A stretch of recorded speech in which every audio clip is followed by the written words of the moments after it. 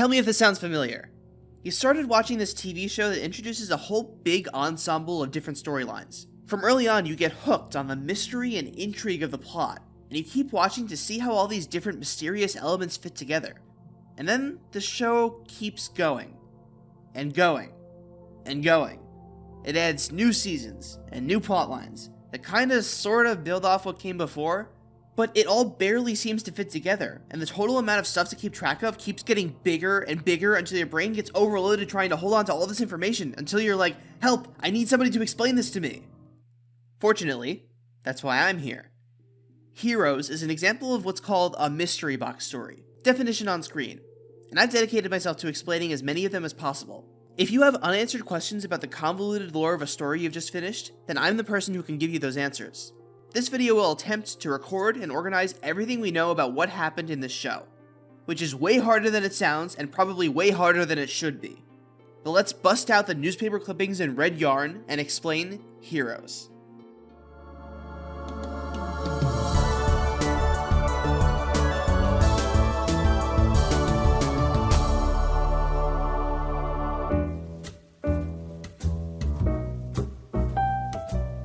Heroes is a show with a very specific reputation.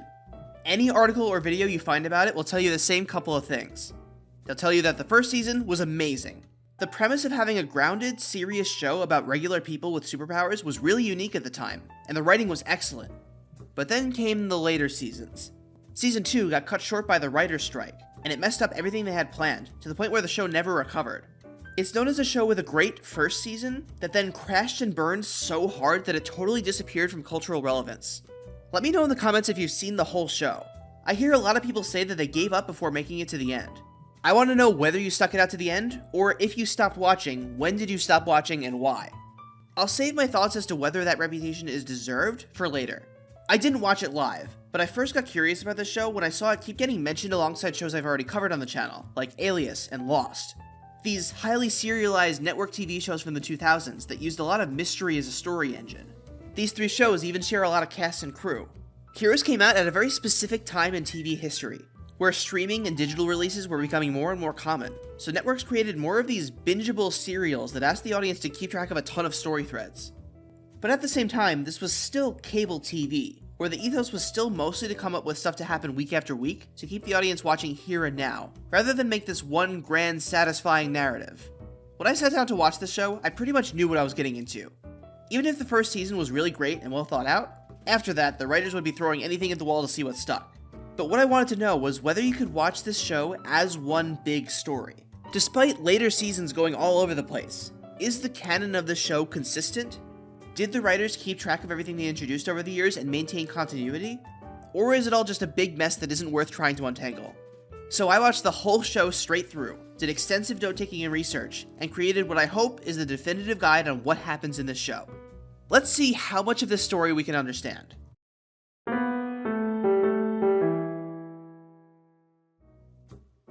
The story begins with a handful of people suddenly getting superpowers. Cheerleader Claire is immortal, single mom Niki has a violent alternate personality, office worker Hero can move through time and space, artist Isaac can paint the future, police officer Matt can read minds, politician Nathan can fly, and his brother Peter can mimic other people's powers. A professor named Mohinder hunts down his father's research on superpowered people, but as they all explore these powers, it becomes clear that there's something more going on. As we follow all the main characters, it's revealed that almost every antagonist is part of one interconnected group trying to hunt down super people. The mob that's after Niki, Claire's father Noah, Hero's father, they all work for a group just called The Company, and the guy in charge is a mob boss named Linderman. Also, Isaac keeps predicting a huge disaster in the near future, and Hero accidentally transports to the future to witness the destruction of New York. Niki's ex-husband DL was involved in the mob and is on the run for murder, but it turns out that it was Niki's alter ego, Jessica, who framed him. She's made it her mission to destroy him for some reason. Mohinder and Matt follow the trail of a guy named Sylar, who's been murdering people all across the country, and who Mohinder's father described as Patient Zero. All of Sylar's victims are people with superpowers, and he's able to steal powers after he kills them.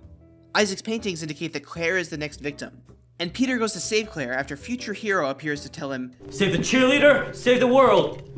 The superpowers are genetic. Mohinder's father was a geneticist who tracked the superpower gene. Noah adopted Claire because of her powers, And her birth parents also had powers. Her biological father turns out to be Nathan, by the way. Matt discovers that he and a lot of other people with powers found a mark on the back of their neck after being abducted by Linderman. He thought at first that Linderman was giving them powers, but it was actually a tracking device. We start to get more of a sense of what this big organization is. Lower level guys like Noah think this is just about controlling and monitoring super people for security purposes. But when we finally meet the guy at the top, Linderman, he explains that he has superpowers, and he wants to orchestrate the bombing of New York for some reason. But there's dissent in the ranks. Some members of the organization secretly answer to Angela Petrelli, Peter and Nathan's mom, who orchestrated the protection of Claire, her granddaughter. But going back to the bomb, Peter eventually figures out that it'll be him who sets it off with all the powers he absorbed. He tries to avoid his fate, but despite his best efforts, he runs into Ted Sprague, a guy with nuclear bomb powers, and absorbs his ability. Sylar then kills Ted and takes the power for himself. Hero manages to stop Sylar, but Peter isn't able to stop himself from exploding. That's when Nathan flies Peter up in the air, where he can safely explode without destroying the city, sacrificing himself.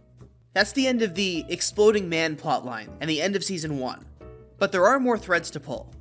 In Season 2, somebody is going around hunting members of the superpowered group that founded the company, and Hero's father says that it must be one of their own. This person is leaving warning messages with this symbol on it, which has appeared in a few places before this. It's the symbol of the ancient swordsman Takazo Kensei, who Hero worships. Speaking of, Hero time travels to ancient Japan and meets Kensei, who has healing powers, but who isn't much of a hero. Mohinder is trying to infiltrate and take down a new iteration of the company, run by Bob, one of that group. Bob claims the company is good now, but there's plenty of reason to doubt. Sylar is still alive in Mexico, but all his powers have disappeared. He joins up with two powered people, Maya and Alejandro, as they head to the United States. After he exploded, Peter wound up in Ireland with amnesia. He starts to figure out who he is and starts receiving messages from a guy named Adam Monroe. The company is also looking for Adam, whoever he is. Peter also accidentally uses Hero's power to travel into the future to a ruined New York City. Again. And speaking of seeing the future, Noah tracks down more paintings from Isaac that show him apparently dying. The reason why future New York is a wasteland is because of a plague. Mohinder had discovered a virus that affected people with superpowers, and he's been worried about the company experimenting with it, making it cross over to the general population. Looks like his fears came true. Peter finally meets Adam, the guy who's been contacting him, and who's apparently been behind all the murders. And it's Kensei. In a flashback episode, we see how after he exploded, Peter found himself a prisoner of the company, where he met Kensei, and Kensei manipulated Peter into breaking them both out. Peter lost his memory when the Haitian wiped it as a way to help him escape. Mohinder gets duped by the company into trying to kidnap Claire, and he ends up shooting Noah, fulfilling the prophecy from the paintings. But he realizes his mistake and brings Noah back to life with a shot of Claire's blood. Adam/Kensei tricks Peter into helping him steal the virus. That was his master plan all along, to wipe out most people and remake the world. You know, standard supervillain stuff. Luckily, Peter comes to his senses and destroys the virus, and Hero traps Adam in a grave for all eternity. That ends the main story of the season, but to mention a few more plot points, Niki, for reasons I don't feel like getting into, dies in a fire. Sylar steals a sample of Claire's blood to get his powers back, because he found out that he lost them when he was injected with the virus in between seasons. And as Nathan holds a press conference to announce the existence of superpowers, he's assassinated. In the Season 3 opening, we find out that it was an evil Peter from the future who shot Nathan, to stop yet another bad future where superheroes are criminalized. Now, evil future Peter is running around in the place of real Peter. Nathan survives getting shot because he's healed by Linderman, who's still alive somehow. Except, no, Nathan is just imagining him. Except, yes, he is alive, and he's giving orders to a new group of supercriminals. Except, no, this has all been illusions made by Matt's father, who's working for Nathan and Peter's father, Arthur, who isn't dead, and is running an organization called Pinehearst. Hero gets a message from his dead dad to protect half of a mysterious chemical formula that could possibly destroy the world, which immediately gets stolen. While trying to get it back, he pops into the future and sees his best friend Ando, with powers, betray him. Niki isn't dead somehow, and a new personality is in control of her, named Tracy, complete with new powers. Except, no, this isn't Niki. Niki is really dead, and this is somehow a whole new person. Tracy goes looking and finds out that she and Niki were part of a group of triplets who were given powers by the company as babies. Speaking of giving people powers, Mohinder made a serum that does just that, which he tests on himself, which was a bad idea. Arthur's plan is allegedly to stop the bad future by gaining the ability to give and take away powers, so they can make sure that only the right people have powers. Real noble and not at all shady. There already is a formula for giving powers. The company created it, and it's the thing Hero was supposed to protect. But it needs a catalyst to work that was hidden inside a human host. Sylar gets captured by the company and tries to reform himself. It turns out that him being a psychopath was a side effect of his powers, and he can resist if he tries. Images of the future keep showing a destroyed Earth and a solar eclipse. When the eclipse comes, everyone loses their powers. Claire was supposed to be the catalyst, but Hero goes back in time and takes it inside himself. And then Arthur immediately takes it from him. They succeed in making a small amount of serum, but Peter destroys the lab, Sylar kills Arthur, and the only sample left is injected by Ando. But Nathan decides that his dad was right and takes over his organization. That's the first half of the season. But, and bear with me here, this is gonna get confusing. The first half of Season 3 is called Volume 3, and the second half of Season 3 is called Volume 4. That then makes Season 4 Volume 5.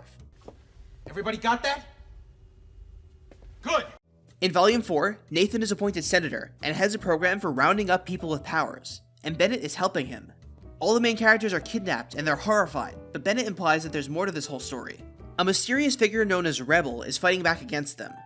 Rebel ends up being Micah, Niki's son, who I haven't mentioned until now, which checks out given that he has computer powers. A few characters find references to events at a place called Coyote Sands. Angela gathers everyone there to explain how there used to be a government camp for people with powers here. After Angela's sister Alice lost control of her powers, the guards massacred everyone there. But this is where the group of 12 met and founded the company, as a way to prevent this from happening again.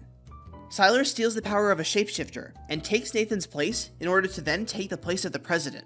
In the finale, the main characters converge to stop him, and they catch him, but Nathan is killed in the process. The problem with that is if word gets out that a supervillain murdered a senator, people with superpowers will be hated across the country. So Matt wipes Sylar's memory to make him think he's the real Nathan, so that they can pretend that Nathan never died.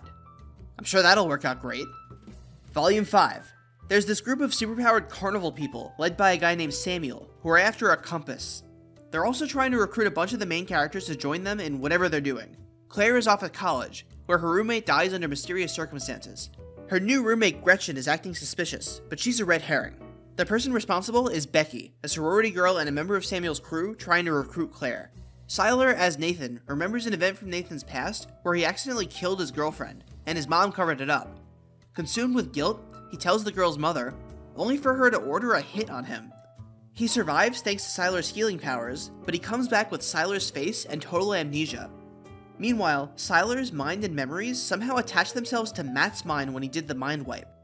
Peter is working as an EMT, and his coworker Emma is deaf, but she has the power to see sounds and attract people with music. She's cagey about her past until she admits that she quit med school when her nephew drowned on her watch. Samuel needed a film from Coyote Sands that Mohinder had. Now he needs Hero to go back in time to find where the film is. On the film, Mohinder's father explains how people with superpowers exert a force that gets stronger when more of them are together, and that Samuel's power is harnessing that force. Samuel had killed Mohinder after Mohinder burned the film, but Hero undoes the death and saves the film. Samuel also killed his brother Joseph for trying to keep the film from him. Samuel keeps trying to grow his group to grow his power, and he seems obsessed with a girl from his past named Vanessa. When he builds a permanent home for his carnival and invites Vanessa to come live with him, and she rejects him, he loses it. Angela and then Peter have future-predicting dreams about Emma doing something horrible. We find out what when Samuel reveals his plan. He forces Emma to attract a huge crowd of people in Central Park so he can kill them all. Thankfully, all the good guys stop him, along with the now apparently fully reformed Sylar, who got his body back. At the very end, Claire shows off her powers to a crowd of reporters, officially revealing the existence of powers to the world. The show teases a Volume 6, but it wasn't picked up for another season. Then a few years later, a one-season sequel show, Heroes Reborn, came out, following a mostly all-new cast. In Heroes Reborn, people with powers are no longer a secret.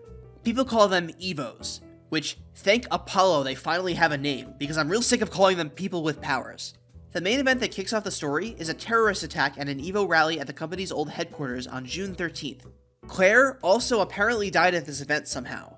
A new character named Quentin, whose sister has gone missing, does some investigating and suspects that a company called Renautas is behind it, and he recruits Noah to find the truth. Noah soon finds out that he was involved and that he had his memory wiped. Meanwhile, a girl named Miko finds herself able to go inside a video game her father made using Hero's sword. A sketchy guy is following around an Evo kid named Tommy. A man named Carlos investigates a ring of Evo hunters, and married couple Luke and Joanne go around murdering Evos after their son dies on June 13th. The CEO of Renautas, Erica Kravid, is planning something big. She's vague about it, but she sounds like she plans to save the world by destroying most of it. Gee, sounds familiar. But there's a competing group trying to save the world, and they keep telling Tommy and this other girl Malina that they have a destiny. Renautas built a way to extract powers from people. They captured Hero and built a time machine to send people into the future. They trapped Hero in that video game, and that's who Miko is rescuing, not her father. Hero takes Noah back in time to the attack, and finds that Erica staged the bombing. He also finds that Claire died in childbirth, giving birth to twins. Angela Petrelli had a vision of the babies saving the world, so Noah has Hero send the babies back in time to hide them. Those babies grow up to be Tommy and Malina. Noah had his memory wiped so he couldn't reveal where the kids went. The reason Erica Kravid is sending people to the future is to save them from a solar flare that is set to wipe out humanity. But Tommy and Malina, when brought together, can let out a burst of energy that stops the solar flares. They spend the whole back half of the season trying to get together. They finally do, but their power needs a human conduit, for which Noah volunteers. They let their powers loose and stop the solar flare, but Noah dies in the process.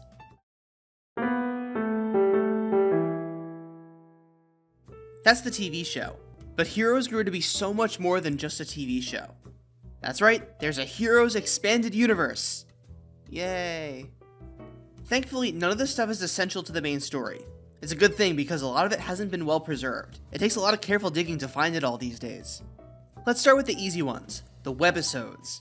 While the show was running, NBC released some web-exclusive shorts, mostly about various minor characters. They aren't really around nowadays in an official capacity, but they can be found around the internet with various levels of quality. Here's the full list. There's Going Postal and Hard Knocks, which tell the origin stories of different Evos from the company prison from Volume 3. There's The Recruit, about some of those Marines recruited by Pinehearst to test the power-giving serum.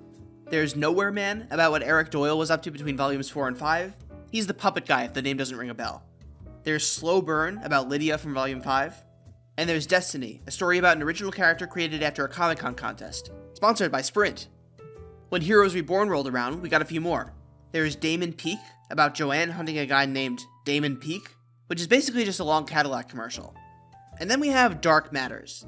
This is a direct prequel to Heroes Reborn, about Quentin and how his sister Phoebe came to get involved with Renautas after discovering her powers. Okay, so the other shorts are largely pretty underwhelming, and as I hinted at, some are just thinly veiled commercials. But Dark Matters is honestly some of the best the entire series has to offer. It's a really focused and emotionally grounded look at this new world that knows about Evos, and it's honestly way better than the actual Reborn show. If you watched the whole series and missed the boat on this, go back and watch it, it's worth it. Those are all the webisodes, but there's still more online bonus content for this show. It's time to dig into the Heroes ARG. I just got done with the Cloverfield ARG.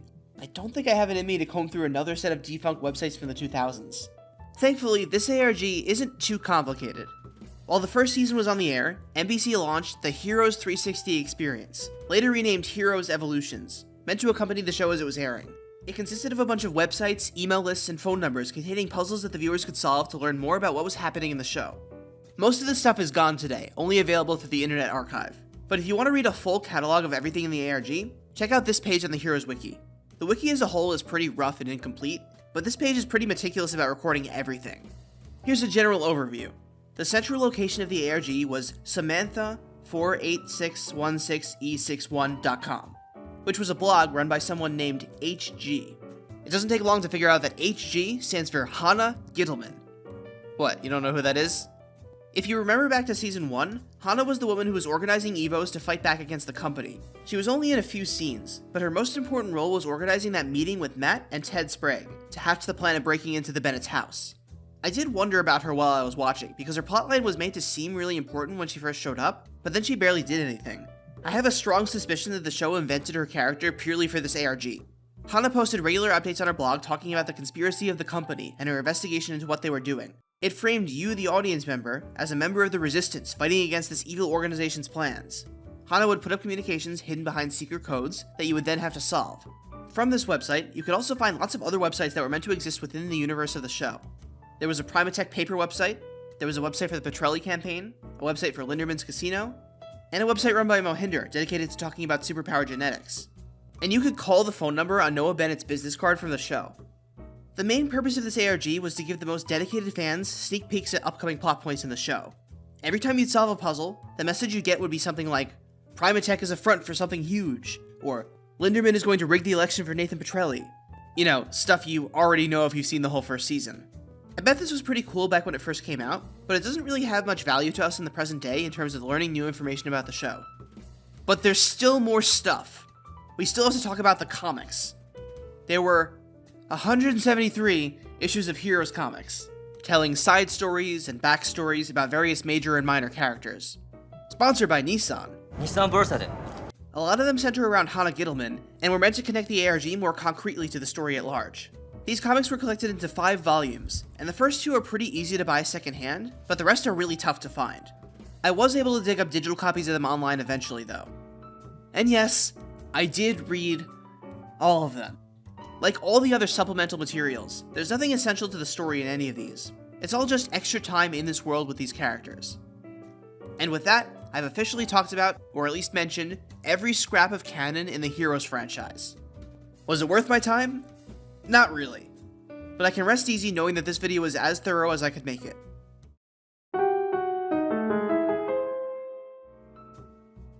Okay, this show is a lot to summarize, mostly because each volume is really its own story. There are very few plot threads that continue directly between seasons, and it's very obvious that each season was written on its own, with no real thought behind making the entire show a single coherent story.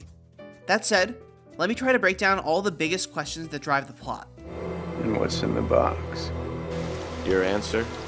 Each volume tends to raise 3 major questions. First, it'll hint at some important event in the past and get you wondering about this thing that happened. Second, it'll show us something that happens in the future via time travel and gets you wondering about how this thing will happen. And third, every volume has some bad guy organization with some evil master plan that we don't get to learn about until the end. Let's go volume by volume and hit on all those key plot points. Volume 1. The main past event here is what happened to Mohinder's father, Chandra Suresh. We're led to believe for a while that Noah Bennett and Primatech had something to do with his death, but that was a red herring. They were just keeping tabs on him. It was Sylar who killed him, mostly out of revenge since he was mad Suresh assumed he didn't have powers.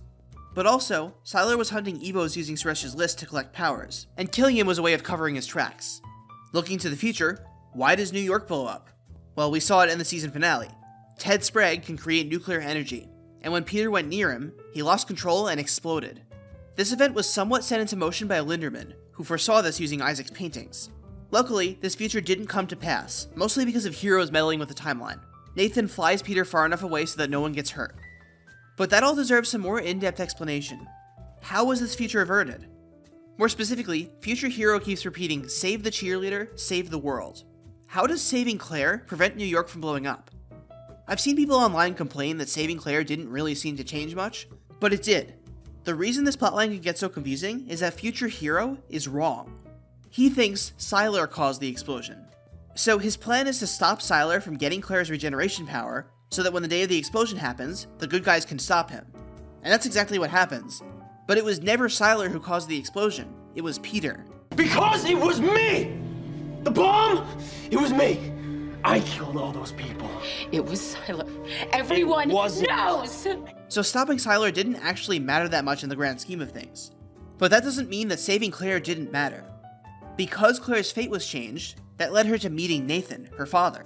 And at the end of the season, she's the one who convinces him not to take orders from Linderman anymore, which is why he flies down to help Peter in the finale. How can you let him be responsible for something like that? And how can you live with yourself if he is? For the last big Volume 1 question, what was Linderman's big plan? I already explained how he wanted New York to blow up. The destruction of New York would create a rallying point for the human race to unite. This new political climate would allow Nathan to run for president and win. Then, with the leader of the free world in Linderman's pocket, he has all the power he needs to help people.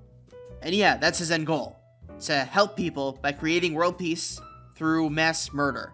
I say the whole world must learn of our peaceful ways. By force. It doesn't make a whole lot of sense, but it's pretty standard megalomaniac supervillain stuff. But the reason he ended up going down this road is because he became jaded from all the stuff that happened with Adam Monroe, which I'll get to in a minute. When Hero travels to the future, we see that Linderman's plan didn't work at all. The bomb did go off, but it made everyone hate Evos. and Sylar killed Nathan and used shapeshifting to take his place, and then got the world to blame Evos for the bomb. So the future after the bomb ended up being way less peaceful. On to Volume 2. First question here. What happened in between Nathan flying Peter off to explode to Peter waking up in Ireland with amnesia? Long story short, the company recovered Peter and brought him to a containment facility to help him control his power. But fellow, patient, Adam Monroe, convinced Peter that the company just wanted to keep him locked up, which was true. The two of them break out, and the Haitian was sent to chase them, but as a favor to Peter's mom, the Haitian wiped Peter's memory and sent him to Ireland instead of turning him in. Also, Nathan was badly burned in the explosion, but Adam healed him by injecting him with his blood as a favor to Peter. The dark future of Volume 2 is a post-apocalypse caused by a pandemic of the Shanti Virus. The Shanti Virus was a disease that only affected Evos, cutting off their powers and then killing them. It was named after Shanti, Mohinder's secret sister, and the first person to have it. The company had experimented with it in the past, but had since put it on ice. Mohinder's father developed a cure that could be made using his family's blood, which is how Mohinder cures the first few patients. Once Bob and the company saw that a cure existed, they had Mohinder experiment with the virus to create a method of taking away powers. But it mutates so that it can't be cured by his blood and can infect regular people. That's how it spread. That was Adam Monroe's plan. He wanted to wipe out most of the population pretty much out of spite using the virus. Before the show started, he tried to release the virus, but the other company members stopped and imprisoned him. Once Peter broke him out, he picked up that plan where he left off. While I'm talking about Adam Monroe, let me give you a complete rundown of the timeline of his life in chronological order. He was born in the 1600s in England, and took on the name Tekazo Kenze, and used various forms of trickery to seem like a noble warrior so that he could con people out of money. Hero time traveled back to meet him, and tried to convince him to be a hero, also helping him discover that he has regeneration powers. But when Hero falls in love with Yeko, the girl Kenze was in love with, Kenze feels betrayed and becomes bitter. Centuries later, he changes his name to Adam Monroe and helps found the company. We never learn what name he was born with, by the way. During all this time, he came to hate humanity, and when the company first discovers the Shanti Virus, he tries to use it to wipe out the human race. But the other heads of the company stop him and lock him away. During the events of Volume 2, he escapes and tries again, but the good guys stop him, and Hero puts him in a coffin. Later in Volume 3, Hero takes him out again, but shortly after, he's captured and has his power stolen by Arthur Petrelli, which causes him to rapidly age and die. Volume 3. Most of the mysteries here center around Arthur Petrelli. First, how did he end up in this half-dead state? Basically, Angela poisoned him, after she found out that he had planned to have Nathan killed for trying to prosecute him and Linderman for all the illegal stuff they'd been doing. He didn't die of a heart attack, or by his own hand, like we were told in the first season. What was his plan? To make himself able to both take and give powers. He wanted to be the ultimate arbiter of superpowers, so that he could make sure that only the right people had powers. Another villain who thinks he can save the world. I say the whole world must learn of our peaceful ways. By force. Arthur already had the power to take away powers himself, and the company had made a serum that gives powers a while back, which is where Tracy and Nathan got their powers. But it was destroyed and hidden, with the chemical formula separated into two halves. And the final piece, the catalyst, hidden inside the body of Hero's mom. Arthur gets the serum, but his plan ultimately fails, and all samples of both serums are used or destroyed. There's yet another dark future in Volume 3, and for once, it's not one where the villain won. This future was caused when Nathan announced the existence of Evos to the world, causing Evos to become persecuted. It was undone when Peter came back from the future and shot Nathan. Side note, I thought it was really funny that future Peter had the same scar in Volume 1 and Volume 3, despite them being totally different timelines. And we never find out how he gets the scar in either one. Must be fate or something. Speaking of stuff from the Volume 3 future that we never get an explanation for, there's that scene where Hero goes to the future and sees himself fighting with Ando, and he accuses Ando of betraying him. That causes a lot of tension between Hero and Ando for the rest of the season. But this plotline got completely dropped as far as I can tell. It's never explained what Ando might have done. It doesn't really matter in the end, since the events were presumably erased from the timeline, but it's still annoying. Volume 4, which remember is the second half of Season 3. The main events of the past are about Coyote Sands. This is pretty well covered in that flashback episode. The government sets up a secret base to experiment on Evos, which went until Angela's sister got upset and lost control over weather powers, causing the government employees to panic and shoot every Evo there. But Alice survived and stayed on the site for the rest of her life, afraid that her powers would hurt more people. The antagonist of this volume is the government organization rounding up Evos run by Nathan. What's their deal? It's simple on the surface, but it's complicated by the people involved. Nathan is trying to round up and contain Evos because he thinks they're too dangerous to be allowed to roam free. but he also wants to protect them from harm. He sees putting them in camps as the only way to save lives. You can see why he thinks that, but obviously it's a terrible idea. Meanwhile, Danko works under him, and he's just terrified of Evos and wants them all dead. Finally, Bennett pretends to agree with both of them, but in reality thinks this whole operation is stupid and is trying to sabotage it from the inside. Volume 5. This whole season is organized around Samuel. Here are all the mysterious things that happened before the season started and are eventually explained. Basically, Samuel was born at Coyote Sands, and his power to cause earthquakes increases the more Evos are near him. His brother Joseph took him and founded a small carnival of Evos where everyone could live in peace. But he kept that information about Samuel's power from him. Mohinder discovered this film his father made explaining Samuel's powers, and he went to the carnival to investigate. He talked with Joseph about what he knew, which Samuel overheard some of. Samuel killed Joseph in a rage when he found out his brother had been keeping secrets from him. And then he tracked down Mohinder to demand to see the video. When Mohinder refused and burned the video, Samuel killed him. But later, Samuel regretted this and sent Hero back to save both Mohinder and the film. What was Samuel's plan exactly? Well, for most of the story, he didn't have much of a plan. When he discovered that his power increased when he was around more Evos, he started recruiting as many Evos as possible, not with any real goal in mind, but just with the vague desire to be more powerful, mostly so that he could protect himself from all the non-Evos who hate him. Eventually, his goal grew into creating a permanent home for his carnival, where they could live openly and he could use his power to deter outside threats. But when his old girlfriend Vanessa rejected his offer to live there with him, he turned spiteful and decided to try and kill as many people as possible using Emma's power to lure them in. Oh, and now's a good time to explain the compass. The mechanics are a little hazy, but the compass points to large signatures of Evo energy. It works on the same principle as Samuel's power. When large groups of Evos gather together, it creates an energy signature that the compass can point to. That's how people can use the compass to point to the carnival. It was originally designed by Chandra Suresh, but at some point, someone at the carnival, probably Joseph, created more. The carnival is somehow able to pack up and leave supernaturally fast, making it impossible to find without the compass. The particulars of that are never addressed, but presumably there are members of the carnival that let them travel really fast. Finally, let's talk about Reborn. The first major question raised is what happened on June 13th? Who bombed the summit? Somewhat unsurprisingly, this was Erica and Renautas, trying to scapegoat Evos and make people hate them. Speaking of, what was Erica's plan? Well, she learned about the solar flares wiping out humanity from Mohinder, and developed a technology that could harness the power of any Evo. She then captured Hero, and used his power to open up a portal to the future, after Earth recovered, to build a new civilization with a small number of people of her choosing. Her plan on its own is not evil. What makes it evil is her bigotry towards Evos. She probably could have been open about her plan and asked Evos to help her. But no. Instead, she set off the June 13th bomb to make the public hate Evos, making it easier for her to kidnap them, and hid the oncoming disaster from the public so that she could have absolute control over who got to share in her utopian future. Another bad guy who wants to save humanity by killing everyone. Never seen that before. 5, 4. And the future event we hear about but don't know exactly how it plays out is Tommy and Malina saving the world. Angela has visions of them doing it and makes preparations so that they'll be ready to do it when the time comes. What we don't find out until the actual event is 1. There are 2 solar flares, a smaller one and a bigger one, and the first solar flare is absorbed by Luke and his heat-absorbing powers. 2. They need a conduit to make their powers work together, Noah Bennett. Okay, that's roughly all the most important plot points of the series. Now let me talk about some questions you might have about individual characters. There are a few characters whose powers can get a little confusing. I'm going to get into the nitty-gritty of how some of these powers work, starting with Sylar. The first season didn't ever really stop to fully explain how he's able to take powers, but later in the show we get a more complete picture.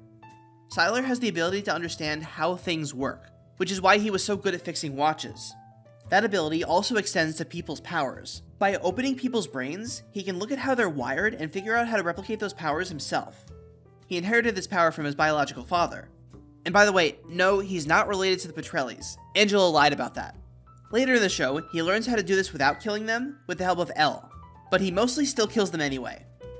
Now, maybe you're wondering, how is he able to learn superpowers when the powers are genetic? And, don't think about that too much. Sylar loves killing people. Children, animals, old people, doesn't matter. I just love killing. And there are a few reasons for that. First, he likes collecting powers and making himself stronger. But also, he wants to be the most specialist person on the planet, so killing other Evos has the added bonus of eliminating his competition. That's his main motivation in the first season, but later seasons add in the detail that his power makes him bloodthirsty. His dad had the same problem, and it's something that he has conflicting feelings towards until the end of Volume 5 when Matt and Peter cure him of it. Next, how about all the power absorbers? There were a few of those across the series, and all of them worked slightly differently. Let's start with Arthur Petrelli. He steals powers. If he touches you, he gets your powers and you lose them. Except you don't actually fully lose them. Both Peter and Hero lose their powers to him, and then somehow regain them later. It's not fully fleshed out how they get their powers back, it just kind of happens over time. Well, with Hero, it's partially with the help of Matt Jr., who can boost powers. Peter has the same power absorption power as his dad, except he doesn't have to touch the other person, and the other person still keeps their powers. Which really backed the writers into a corner over time, because Peter got ridiculously powerful really fast. Which is probably why they had Arthur take his. After that, Peter can still take powers, but he only keeps one at a time, and he loses access to his old power whenever he takes a new one. The last power absorber is Tommy. Oh yeah, his real name is Nathan, by the way. You're led to believe his power is teleporting things, but he actually just stole that power from Hero as a baby. He also stole Claire's power from her in the womb, which is why she was able to die in childbirth. Shortly before the series started, he had his memory wiped to prevent him from saving his dad's life, so he didn't know any of this during the show. Now, you might be wondering, if he has Claire's power, why doesn't he ever heal himself during the series? Or maybe you're curious why his power looks and feels different from Hero's, or why he never steals anybody else's power during the series. And the answer to all those questions is, don't think about it. Next, I want to bring up Katana Girl, Miko. Her whole storyline was a little convoluted. So, Miko doesn't actually have powers. She's not even a real person. Her father, creator, Hachiro Otomo, has the power to put things in and take things out of video games. He programmed her, and then brought her into the real world. Otomo does have a real daughter named Miko, but she was injured in some unspecified accident and saved by Renautas. Renautas forced Otomo to work for them in exchange for keeping her alive. But when he figured out their plans, he brought Katana Girl to life to fight against them. Next, let's go over, let's call them Ali Larder's characters. So, Niki has an alternate personality named Jessica, who has super strength. Jessica was the name of Niki's sister, whom her abusive father accidentally killed, and that she repressed all memory of. Jessica's purpose is to protect Niki from harm by any means necessary. Usually that involves killing anyone who threatens her. Carl, that kills people! But it also involved framing DL for murder because she thought he wasn't a good enough father to Micah. Niki can only use her powers as Jessica. But since superpowers are physical and genetic, we can safely infer that Niki could have theoretically used her super strength as herself, and this limitation on her power is psychological. Then in Volume 3, after Niki dies, we're introduced to Tracy, who looks just like Niki because she's also played by Ali Larder, but she has ice and water powers.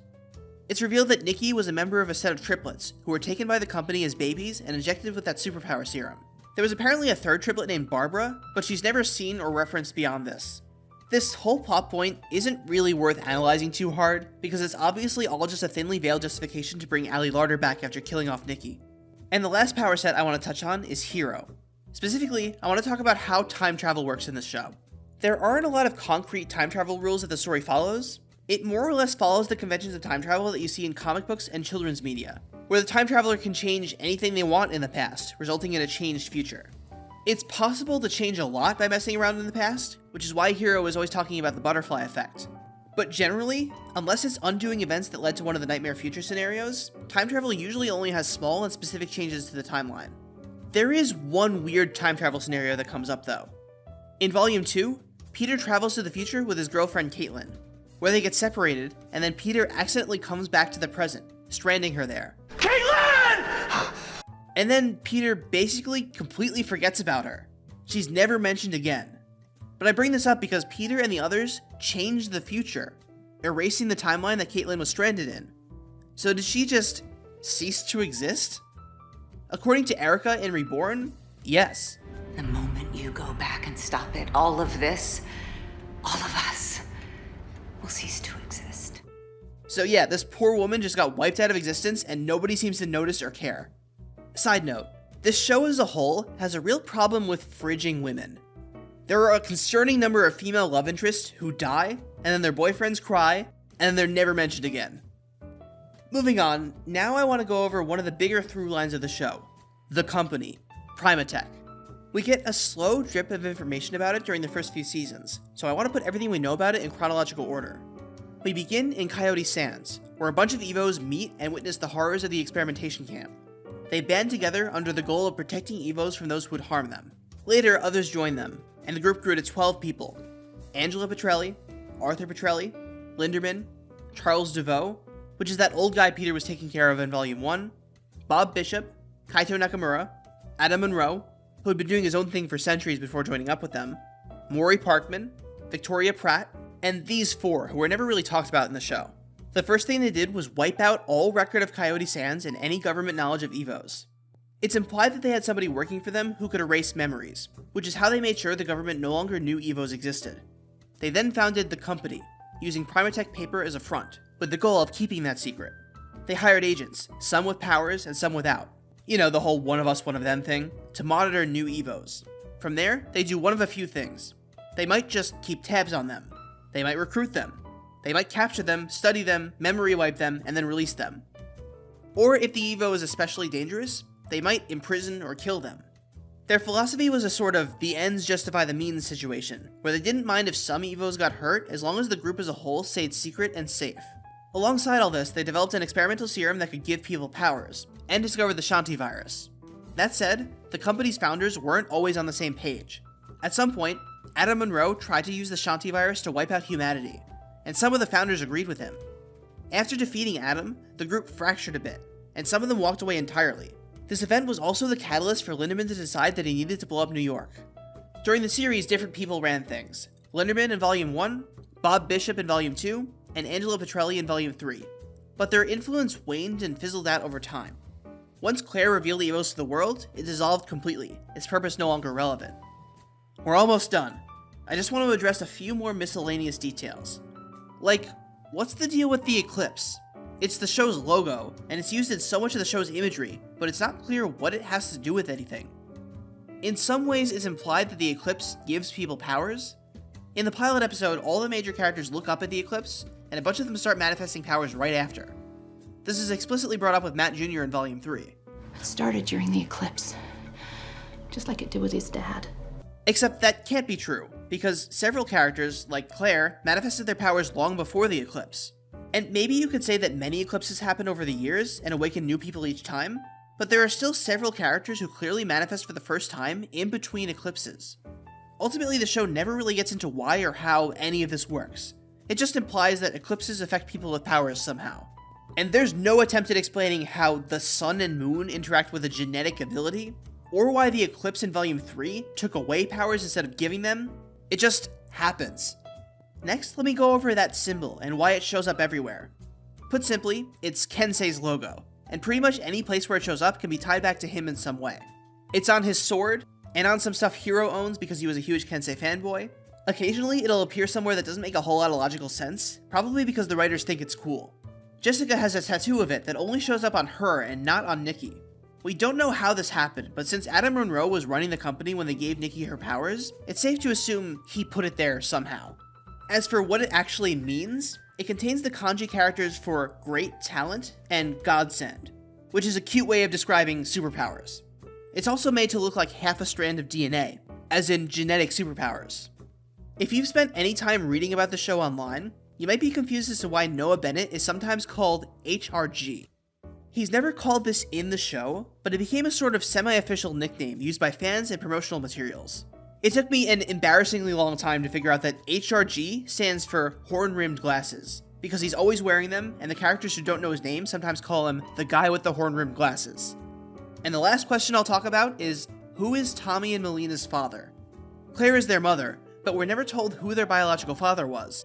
This is something that's never explained in the show, but it's teased at the very end of the last episode of Reborn, as a potential plot thread to continue the story in case the show got renewed again. It's a message from your father, Malina. It means he's coming back for you and your brother. But the show wasn't renewed, and this never gets resolved. As if there was any chance of this trash fire getting renewed again. Those are all the answers I have for you. I've more or less exhausted my knowledge of the lore of the show. But there's one more thing that I have to bring up.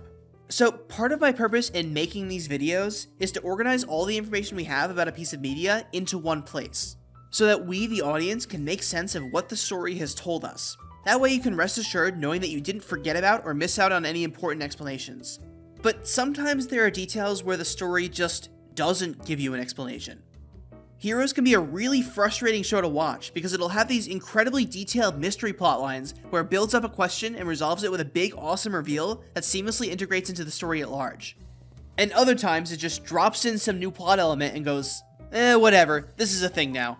So let me list off some of those plot elements that are never addressed or explained, to reassure you that no, you didn't miss something important. This thing just kind of happens for no explicable reason, just because.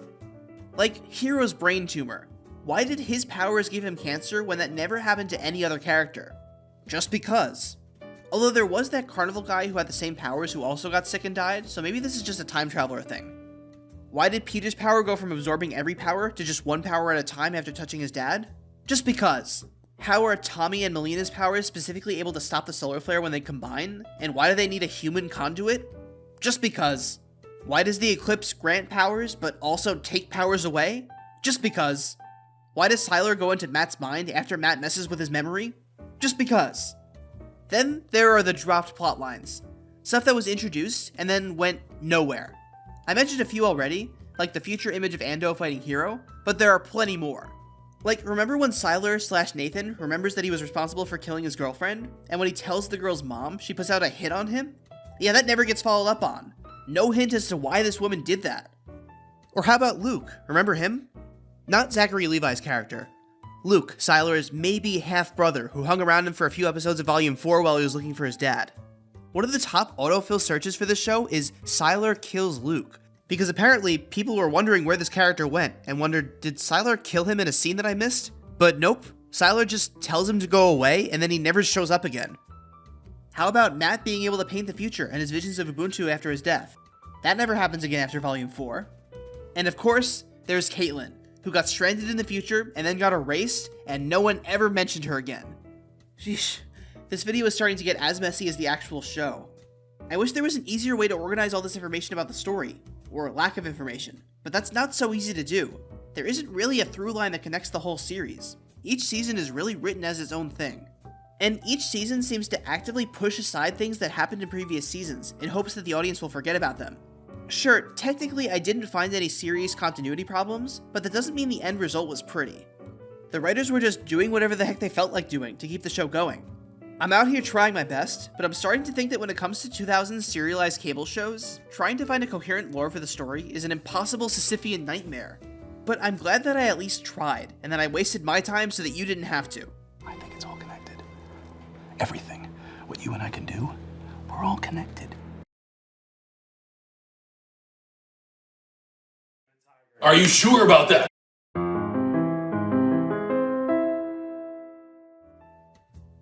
Okay, now that I've laid out all the answers I could find, it's time to judge whether finding those answers was even worth doing. Is Heroes a good mystery box show? If you're the kind of person who loves watching complicated mystery narratives and piecing together lots of different plot threads, will you enjoy watching this show? If you're new here and you don't know what a mystery box show is, you can check out this video explaining it. But basically, I have 10 criteria that I think any story with an expansive mystery plot should do to make sure that solving it is fun and engaging for the audience. Let's see how many of them Heroes managed to pull off. First, does the show start with a big question to get the audience hooked? While the first episode mainly introduces a bunch of smaller mysteries, as the main characters discover their powers, they run into things they don't understand, like the specific nature of their powers or the company stalking them. But it's really the 5th episode where the big mystery is introduced, the bomb that blows up New York City in the future. Save the cheerleader, save the world. That's the big question for season 1. And of course, there are lots of mysteries scattered throughout. What happened to Mohinder's father? What does Noah Bennett know about all this? Who is this Sylar guy and why is he killing people? All these plot points gradually become connected by the end of the season, leading to a solid season finale that definitively ties them all together. Now, does the show let the audience know that the plot is comprised of mysteries with the promise that they'll be explained later? A little, but not really. Yeah, Heroes has mysteries in it, but the mysteries aren't always front and center. For every plot point that's used for intrigue, there's another that just kind of shows up and is just there. Like, a true mystery box show would build mystique around where these powers came from. Why did these people get powers? And why did they show up now? There has to be a reason. Let's give you a bunch of little clues over time to answer that. But a few episodes in, Heroes just goes, oh, it's genetic, they're born with it, that's all. Half the story is treated like it's mysterious and you should be curious, and the other half just acts like this is a dumb sci-fi show, just roll with it. And it can be hard to tell which is which. That kind of puts a damper on anyone who wants to solve the plot like a puzzle. What if everything that happened here happened for a reason? I suggest you don't worry about this sort of thing and just enjoy yourself. This show is plenty long. There are lots of seasons, probably too many, but there isn't enough mystery to fill all of it. The first season is a really great contained mystery plot, while still leaving a few threads to continue in later seasons. But none of the seasons that came after used mystery in the same way. Each season would introduce maybe one or two big questions to build some intrigue at the beginning, but those questions tended to get answered partway through. Each season had less and less mystery as the show went on, and there's not a big overarching plotline that ties the whole show together. Everything that happens in the show is diegetic at least. It's always clear that these events are really happening and that they matter in the world of the story. I would not say the ending was that satisfying. Really, I wouldn't even say Heroes even has an ending. It's more like each season went, okay, maybe we could end here, or we could find more stuff for these characters to do. It's up to the network if they want more. And obviously there's no way that what we got was planned from the beginning. The writers made no attempt to hide the fact that they were just making up whatever new stuff to happen each season. At the very least though, I can't complain about the characters. The writing might take them in weird and stupid directions sometimes, but whenever there were mysteries to be solved, they were right there trying to solve it because the answers had a direct impact on their lives. To wrap up, I want to wrap this back around to the question I brought up at the beginning. Does this show deserve its reputation? That season 1 was good, but the writer's strike messed everything up and killed the show going forward? It's partly true. Yeah, the later seasons are way worse than the first one. But I have to disagree with the writer's strike being to blame. You can hardly find anyone talking about the show who doesn't mention the writer's strike. And I just don't understand why that's treated like the one reason this show failed. Like, the first half of season 2 was still not great before the strike. And later seasons that came after should have been able to right the ship at least a little bit, but they didn't. They made it worse. No, I think there were lots of problems baked into this show from the outset that doomed it. Above anything else, the main problem was that season 1 was written as a mostly contained and complete story. All the main conflicts were resolved, and every character completed their arc. Their story was over. According to series creator Tim Kring, the original plan was for the show to be an anthology series, with each season following new characters, which makes a lot of sense. But for whatever reason, they switched gears and made more seasons with the same cast. And there just wasn't enough story left. Later seasons had a really hard time figuring out what else to do with these characters. This resulted in every season just playing the same beats on repeat, but worse every time. The good guys have to save the future, again. The bad guy wants to save the world by destroying it, again. Claire and her dad fight about keeping secrets from each other, again. Nathan dies, again. They were beating an entire stable's worth of dead horses here. If you're a modern viewer in the streaming era seeing the show for the first time, the show can be really frustrating. When you watch it all back to back, it becomes painfully clear how repetitive and nonsensical it all was. I wouldn't say the later seasons were all bad, it's just that the show was never meant to be looked at the way that I did, treating it like one big coherent story, and it was pretty silly for me to even try. If you came looking for satisfying mystery arcs, you're going to be disappointed.